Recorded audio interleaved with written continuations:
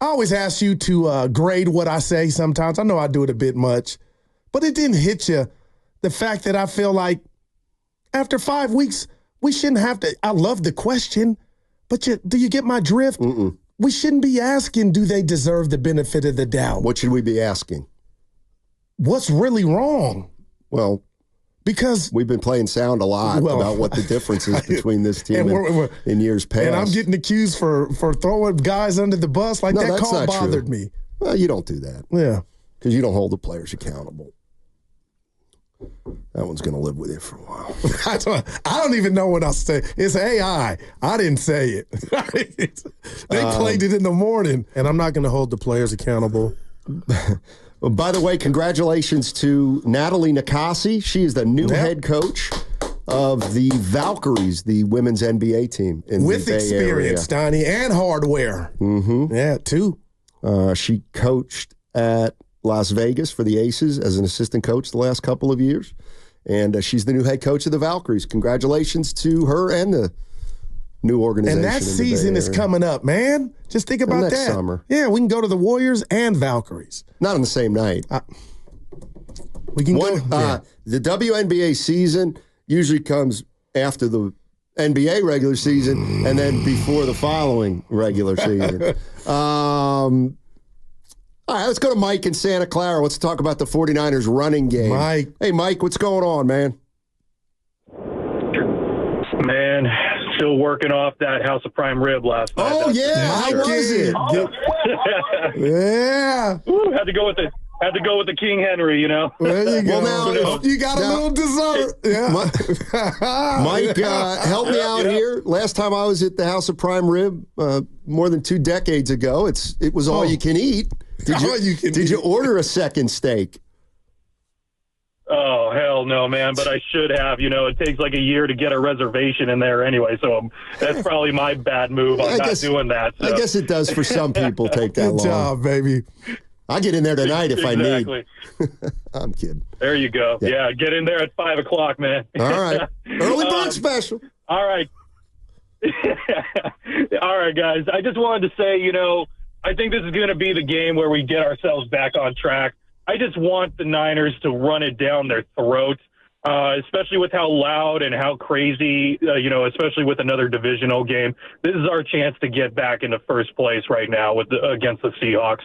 I do worry, in fact, that, if we do lose this game against another divisional, I think that's the time where I'm going to start hitting the panic meter. But, I think Jordan Mason's going to come in with a fire. He's going to be pissed off after making that fumble, and he's going to just prove to everyone that he can do the job and that he's going to be the guy to just knocking heads down on the field. So that's all I wanted to say, guys. I think it's just going to be a big run-heavy game today. Appreciate it, Mike. Yeah, you would think, Steiny. We'll see.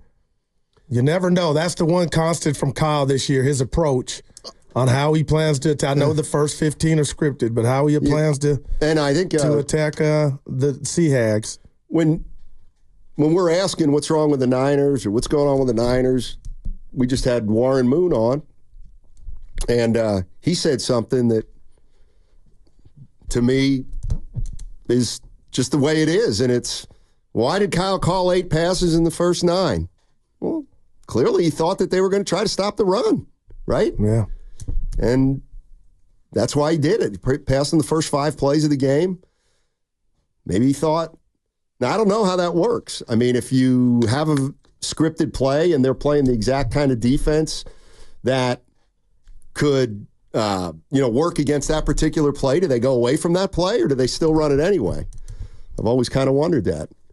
And the scripted plays, does that mean they have to be, they go in order?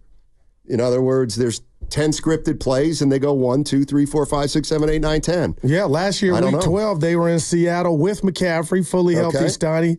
And can you guess how many rushes McCaffrey had? They won the game 31-13. It was 24-3 at half. How many? 20. 19. Okay. Yeah. How many catches? Let's see. Catches McCaffrey had, Steiny, 5. So now who gets those 24 touches when he's not there? I would love to see Mason get 18 to 20 of them. All right. And if you wanted to give him the whole enchilada, we can do that. Yeah, I think he's got 6 or 7 catches through the first 5 games. How do you get Debo off? I know we're fixated on Ayuk, but again, national TV, how do you get Debo off or back to his standard of play? It's funny that, and not to, how do you get Debo off? How does Debo get himself off? There you go. Go ahead and cut it. Have fun with that one. Have fun. Well, Steiny, he's not what did the caller say? He doesn't throw the ball to himself, if you're talking about in the backfield. And I remember I came in here throwing a hissy fit week 1 against the Jets. He's going to get hurt. He's going to get hurt. And he had 8 rushes. And now he's just kind of disappeared. You want to talk about the defense a little bit? Let's do it. All right. This is Evan, should I play these two together? The Solak defense. All right. Bear with it. It's this guy gets into detail that's just tremendous. Ben Solak. I was starting to be really worried about that Niners defense late down the stretch last year, even with Will. And I thought they played a lot better in that Chiefs game than I anticipated. But I think you started to see some of those run defense issues pop up down the stretch. I remember talking about them coming into that Lions NFC Championship game. I thought Lions were going to win that game, and it was because over the last 5-10 weeks of the season, Niners have been like a bottom 5 run defense. And the reality is, man, it's hard to keep good personnel on the field and whenever it gets expensive. Like that's the nature of things, right? When it's Robert Saleh and it's D'Amico Ryans out there, and Azeez Al-Shaair is your cheap third linebacker, and Jimmy Ward is still in his prime, right? And you got Kinlaw's coming off the bench here, and you have a deep cadre of edge rushers, right? You have so many guys on the margin who just help make things work for you as a defense. All right, and let's continue. Of those guys aren't here, Steiny. That's, I think, what he's getting to. And all of a sudden, over the course of a few years, you've got to put a couple different safeties out there. Hufanga gets hurt. A couple different corners out there. Okay, the linebacker depth isn't what it used to be. And all of a sudden, we still got Warner, and Warner's great. I mean, Warner's playing unbelievable ball this season. Nick's healthy right now. Nick looks excellent. We got Nick out there. You still have your stars, your tent poles, but a lot of the supporting cast just it ain't what it used to be, right? And that's the cost of doing business. You got to go pay Trent. You got to go pay Ayuk. You got to go pay Debo. You got to go pay everybody on that offense, and you just start to lose in the margins a little bit on defense. I think that the switch to Nick Sorensen was a lot of kind of going back to a defensive system that we're familiar with. We kind of know the strengths, we know the weaknesses of it. We feel like we can work around it. But the reality is that personnel-wise, they are just they are so challenged, especially at safety and linebacker, some of the injuries they've had and some of the departures that they've had, that it's a lot tougher to survive in that system the way that they used to. And so I don't know, especially now that Hargrave's out for the season. If I'm the opposing team and I'm looking at the Niners on a Sunday, I'm spending my whole Tuesday, my whole Wednesday just figuring out ways to run the football on them. So I really think that I can beat them that way from 4 quarters. That's heavy, man. And Steiner, he said let's just say he's correct. The last 5 to 10 weeks of last season, he saw signs. Well, let me tell you who was available. I know he was in and out. Greenlaw was on the field. Greenlaw was a part of that defense that took on Detroit that was down 24-7 when they couldn't stop anybody in a Lions uniform. So, we're sitting here right now, and I get it, rightfully so. Oh, everything will be fixed when Greenlaw comes back. But if you listen to that analysis, the Niners had problems and signs last year fully loaded. So now you have departures left and right. That again, that's cryptic thinking about, how big of a turnaround are we asking Nick Sorensen to do, or if they got the necessary pieces in place to do it. Because if you can't stop the run, Steiny, it's over. You can't, like I said, that 14-play drive after they got the interception, the fumble, they just handed the ball off and said, "Who's your daddy?" and went down the field and got that field goal. That's got to stop. Did you hear the Nick looks excellent? From Kyle? No, from Solak. No, I didn't hear that. Yeah, he said you got Warner who's playing lights out, and Nick Bosa's looked excellent. I thought you were talking about Sorensen. Yeah. So let's go. Would you give him that? Because I think we gave grades out a couple of days ago. I'm not going to say excellent. You got an interception, a few sacks. I'm talking about it's all on you now. And that might even be football version of unfair, but you need to be disruptive, Bosa, by yourself, because it looks like you're getting no help, especially now with no Hargrave. Is that unfair? Because let me tell you, if people drop around on the Warriors and Steph Curry's out there, it's going to fall at his doorstep to still be great. No, that's not true. Some people, that's the last place they place the blame.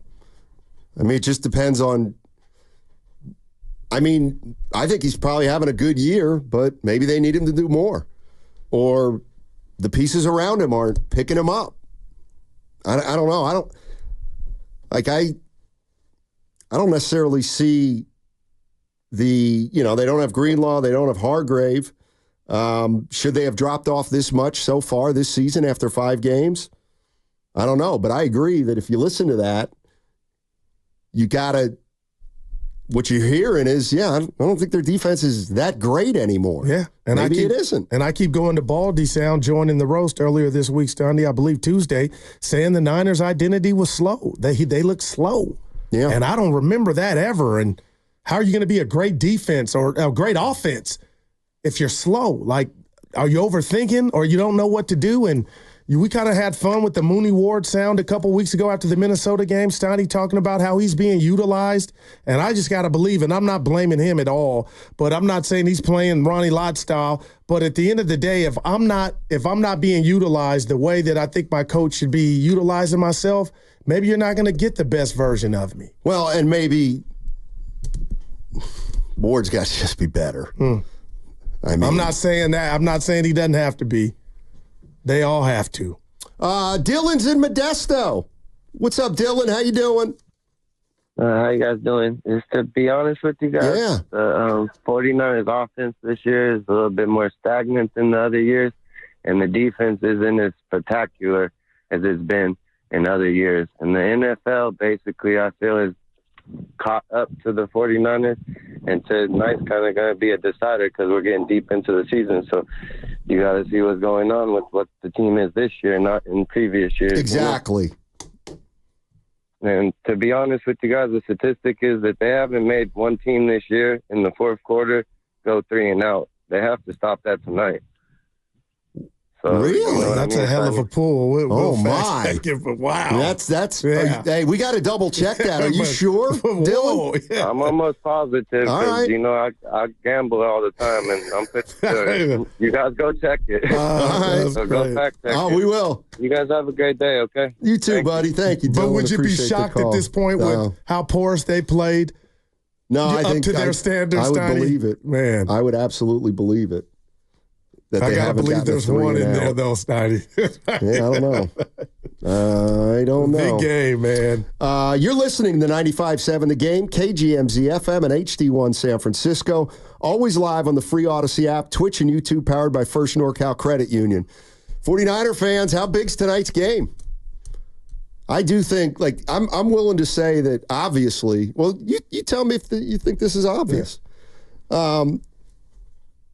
Yeah, if they lose this game tonight, I think they're in trouble. And you got the Chiefs awaiting you off a bye? Yeah, you're right. But I don't think they're in trouble right now. I don't. Okay, I give it to you. Yeah. So they got 60 minutes to show you something. But good God, man. Steiny, you keep playing that sound by Ben, our guy Ben, and also Baldy. That shook me when he talked about, they look slow and Warren Moon, I don't have the answer, and if I did, obviously I wouldn't be sitting next to you. But good God, 2-4 facing the Chiefs, and you would be 0-3 in the division. This is a must-win. So if you could say, hey, it's worthy of, do they get the benefit of the doubt after 5 weeks? I think it's easy. I think it's fair to say this is a must-win. 415's got a question for both of us. Guru, but I'll start with you. All right. And one of the I just things, came out of court. Yeah. Yeah. One of the things I like to do, Goo, is when I ask you a question, let you answer first.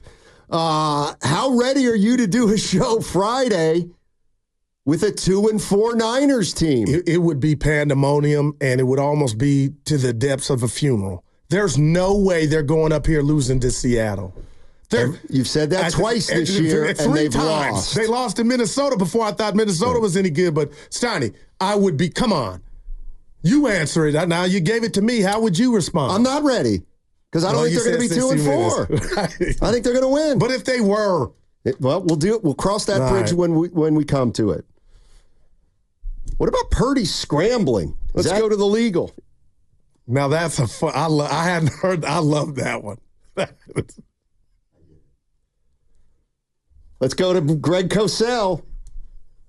Greg Cosell on the Purdy scrambling. Hey. The 49ers pass game overall did not have its normal rhythm and timing. Too many plays in which Purdy left the pocket and made the play improvisational and random. I can't tell you what's in his head, but even though he does move well, that's not really the 49ers offense. It's not built, let's say, like the Chiefs offense where you almost expect Mahomes to leave the pocket and make plays. That's not the 49ers offense. Purdy can do it. Obviously, he's done it, but that's not their game. That's not the way in which they want to play. So, yeah, this game, he moved too much. I can't tell you why because I don't know what's in his head, but that can't be the case. And wow, no soundbite would be complete without Goo in the background saying, no, like we talked about, we called it, I think we dubbed it the Fran Tarkenton, but he's saying he's doing that, Steiny, on his own.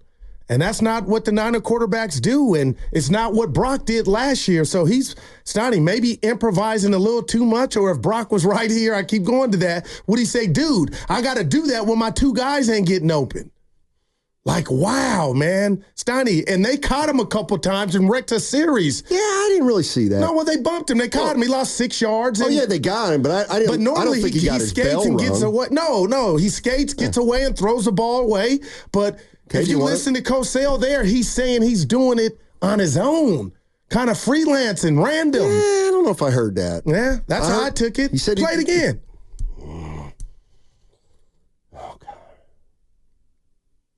Play it again. The 49ers pass game overall did not have its normal rhythm and timing. Too many plays in which Purdy left the pocket and made the play improvisational and random.